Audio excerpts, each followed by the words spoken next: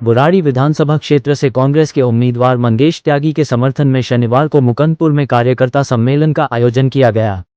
जिला अध्यक्ष आदेश भारद्वाज समेत बुराड़ी विधानसभा क्षेत्र के सभी कांग्रेस ब्लॉक अध्यक्ष और पदाधिकारी समेत सैकड़ों की संख्या में कांग्रेस के कार्यकर्ता मौजूद थे। कांग्रेस कार्यकर्ताओं को संबोधन करने के लिए मुख्यातिथि दिल्ली प्रदेश कांग्रेस कमेटी के अध्यक्ष देवेंद्र यादव थे। श्री यादव ने यहां आए सभी कांग्रेस कार्यकर्ताओं को संबोधित किया और केजरीवाल पर निशाना साधते हुए कहा, केजरीवाल झूठे वादों को लेकर फिर से लोगों के बीच में आ रहे हैं। इसके लिए उन्होंने लोगों को सावधान रहने को कहा। उन्होंने कहा कि 11 साल से केजरीवाल सरकार चला रहे हैं और फिर एक बार झूठे वादे कर लोगों को गुमराह कर रहे हैं। इसलिए उन्होंने लोगों को आगाह करते हुए अपील करी और कहा कि इस बार बुराड़ी से कांग्रेस के उम्मीदवार को भारी मतों से विजयी बनाएं और दिल्ली में भी कांग्रेस के उम्मीदवारों का समर्थन करें और दिल्ली में कांग्रेस की सरकार बने। इसके लिए उन्होंने कार्यकर्ताओं को संबोधित किया।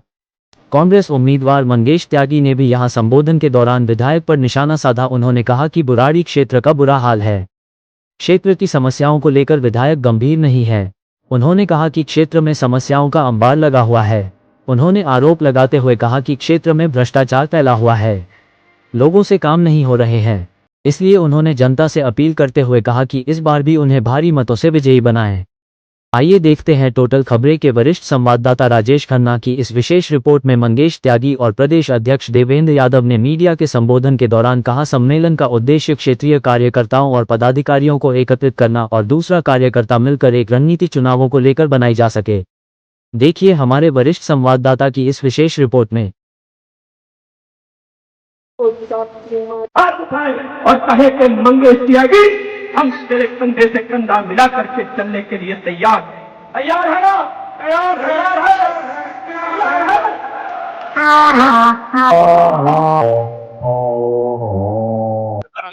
और उन्होंने गारंटी दी, पहले रेवड़िया बांट गारंटी दी है क्योंकि बिजली के बिल माफ हो जाएंगे, उनकी सरकार आती। तो क्या कहेंगे?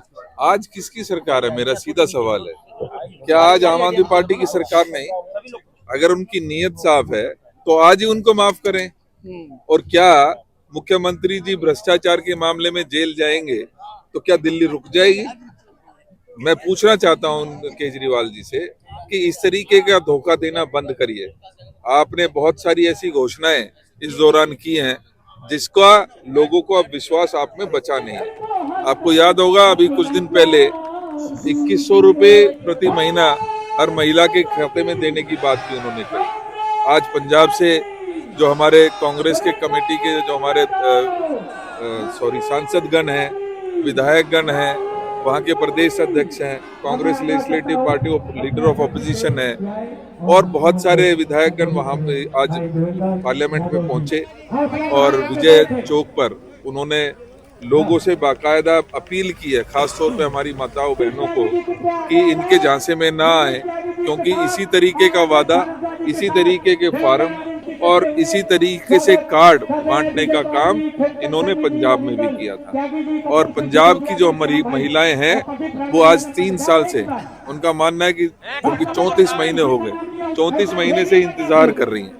उनका कहना है कि पहले 34,000 रुपया हर महिला के खाते में पंजाब में डालने का आप काम करें, तब जाके यहाँ पर झूठी घोषणाएं करने का काम करें। उनका मानना ये भी है कि हम ये मानते हैं कि ये 2100 रुपये हो या इससे ज्यादा या कम महिलाओं के लिए बहुत जरूरी है, क्योंकि इस दौरान महंगाई बहुत बढ़ी है, बेरोजगारी बढ़ी है, लिहाजा आज घर पर घर चलाना बहुत मुश्किल हो गया। कांग्रेस पार्टी का ये मानना है कि निश्चित ही ये राशि दी जानी चाहिए, लेकिन ये बात भी सत्य है कि आज आम आदमी पार्टी के देना बस की नहीं है, क्योंकि उन्होंने बहुत बड़ी बातें पहले भी की हैं, चाहे पानी की बात हो, चाहे बिजली की बात हो। और अभी आपने कहा कि पानी एक तरफ पूरी दिल्ली में घूमते हैं और पूरे देश में जाते हैं, कहते हैं कि हम दिल्ली में पानी फ्री कर रखा है, और दूसरी तरफ मोटे मोटे बिल जिनकी घोषणा कर रहे हैं कि अगर सरकार हमारी आई तो हम उसको माफ कर देंगे। तो ये इस तरीके की घोषणाएं हैं जो स्वयं अभी सरकार में है, लेकिन नीयत साफ होती तो आज ही उनको माफ भी करते और लोगों का उसका फायदा भी। भाजपा ने भी आज अपनी एक लिस्ट जारी करी है, 29 मार्च। उसको देखते हुए क्या कहेंगे? सबसे आखिरी में कितनी चुनौती है सबसे लिस्ट जारी? कोई चुनौती नहीं है। भाजपा को अपने कैंडिडेट फाइनल करने में मुश्किल हो रही है। उनको आज डर लगा है कि कहीं हमारे कैंडिडेट्स भाग ना जाएं, हमारे उम्मीदवार ना भाग जाए। शायद यही बड़ा कारण है कि जो लिस्ट आई है उसमें उन भगोड़ों का भी नाम है जो दूसरी पार्टी से भारतीय जनता पार्टी में आए हैं। आने वाले समय में देखिएगा कि जो इनके खुद के विधायक थे, जो विधायक का टिकट मांग रहे थे, वो भारी तादाद में इस पार्टी को छोड़कर निकले हैं। चुनाव के घोषणा से पहले दो दौरे हो रहे हैं प्रधानमंत्री के, क्या कुछ असर हो सकता है इसका चुनाव में? ये वही प्रधानमंत्री महोदय हैं जो कहते थे कि हम 2 करोड़ नौकरियां दे देंगे, हर साल देंगे। आज तो 11 साल हो गए, 22 करोड़ नौकरियां दे दीजिए, कोई उद्घाटन करने की जरूरत ही नहीं पड़ेगी, सब समृद्ध हो जाएंगे। सभी लोग अपने घरों में, उनके घर में किसी तरीके की कोई कमी नहीं रहेगी। ये वही माननीय प्रधानमंत्री हैं जो कहते थे महंगाई हम कम कर देंगे। लगातार महंगाई, आज चाहे दाल हो, आटा हो, चावल हो और गैस का सिलेंडर हो, जो 400 रुपये में होता था उसको 1200 तक ले गए। चुनाव जैसे ही आया तो उसमें कुछ कटौती कर दी है। लेकिन जहां तक मैं मानता हूं, आज दिल्ली की जनता खास तौर पे इनके झूठे वादों में आने वाली नहीं है। चाहे वो भाजपा हो, चाहे वो आम आदमी पार्टी हो, ये एक ही सिक्के के 2 पहलू हैं। जब जब एक दूसरे की जरूरत पड़ती है, बहुत दिन नहीं हुए हैं, हरियाणा में चुनाव जब हुए तो केजरीवाल जी जेल से जाकर हरियाणा में प्रचार करते हैं क्योंकि कांग्रेस की सरकार ना बन जाए, और कभी हद तक वो कामयाब भी हो जाते हैं। लेकिन ये दिल्ली है और दिल्ली के लोग आपसे परेशान हो चुके हैं और आपकी असलियत को पहचान। विधानसभा में कार्यकर्ता सम्मेलन हमने रखा, जिसमें कि सारे जितने भी कार्यकर्ता हमारे बुराड़ी विधानसभा के हैं, सारे जितने पुराने लोग थे वो भी आए, जो नए जुड़े हैं युवा भी आए, जितनी महिलाएं थी हमारी कार्यकर्ता, जितने भी कार्यकर्ता है वो आए हैं। और एक जोश आज देखने को मिला है कि जो जितनी पुरानी विधानसभा कांग्रेस के कार्यकर्ता हैं उसमें आत्मविश्वास से भरे हुए हैं और आज जोश भी उन्हें देखने को मिला है। देखिए, जमीन तराशने की जरूरत नहीं है, जमीन जो है हमारी, पहले ये हमारा ही वोटर थे जो झाड़ू के तरफ गए हैं, लेकिन आपको आने वाले समय में देखने को मिलेगा सब घर वापसी कर रहे हैं। वापसी चलो आप चले कांग्रेस की ओर हमारा नारा है, और वो खुद ब खुद वापस कांग्रेस की ओर आने के लिए तैयार हैं।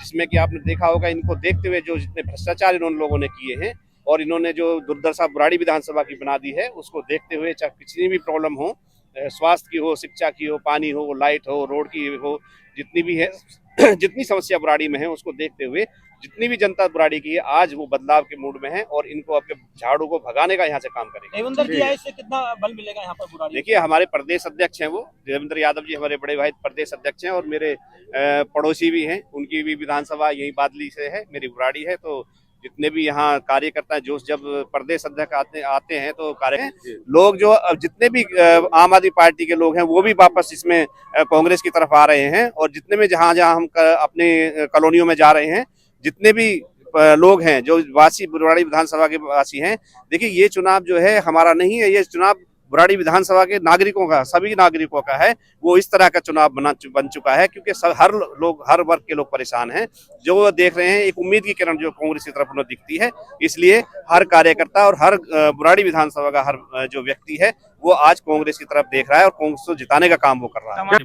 देखिए, आज ही हमने बुराड़ी विधानसभा के कांग्रेस कार्यकर्ता सम्मेलन किया था और इसके अंदर आपने देखा कि पुराने नए कांग्रेस के सारे वर्कर इसके अंदर आए और आप पार्टी के भी कई लोगों ने आके कांग्रेस पार्टी को ज्वाइन किया।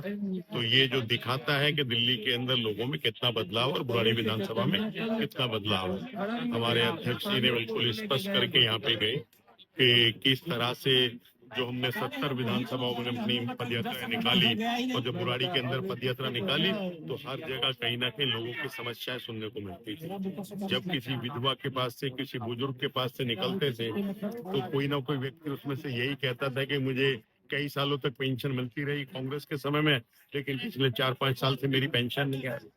तो ये जो नई पेंशन लगाने की बात है या देने की बात है, पुरानी पेंशन इन्होंने बंद कर दी, नई कोई पेंशन लगा नहीं रहे। कहने के लिए पानी फ्री है, मुख्यमंत्री ने स्वयं कहा कि पानी के बढ़े हुए बिल आ रहे हैं, हमारी सरकार आएगी तो मैं उनको माफ कर दूंगा।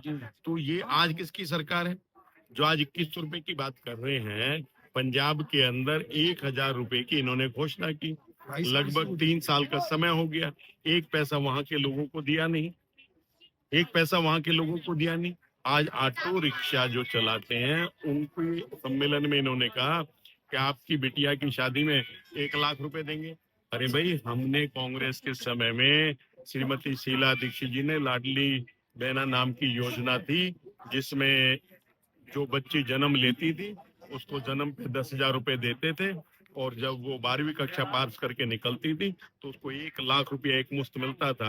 कोई वोट नहीं लेनी थी उस बच्ची से हमने, लेकिन हम चाहते थे कि ये बच्चियां जो है आगे बढ़े, शिक्षित समाज हो और इनका अच्छा से पालन पोषण हो। लेकिन आज ये उन बच्चियों का तो हक मार रहे हैं, जो कि किसी एक वर्ग के लिए नहीं थी, हर बच्ची के लिए था। जो भी बच्ची सरकारी स्कूल में पढ़ेगी तो हम हर उस बच्ची को 1 लाख रुपए देते थे। लेकिन आज ये वोट लेने के लिए कि 18 साल से जो ज्यादा की है उसके ऑटो रिक्शा के उन बिटिया को देंगे, तो ये छल कपट लोगों ने समझ लिया है। आज केजरीवाल जी की करनी और कथनी में जो अंतर है वो नजर आता है, और उसी का ये कारण है कि उनको लगभग 30% से ज्यादा विधायकों के टिकट काटने पड़ते हैं। कई बड़े नेताओं को अपना क्षेत्र बदलना पड़ता है, और इस तरह की लुभावनी योजनाएं बतानी पड़ती है। तो इससे आप सहज अंदाजा लगा सकते हैं कि केजरीवाल जी के पांव के नीचे की जमीन निकल गई है। अब दिल्ली के लोगों ने फैसला ले लिया है कि दिल्ली में कांग्रेस की सरकार बनेगी, यहाँ से मंगेश त्यागी जी विधायक होंगे और दिल्ली में कांग्रेस सरकार बनेगी, फिर सुचारू रूप से चलेगी।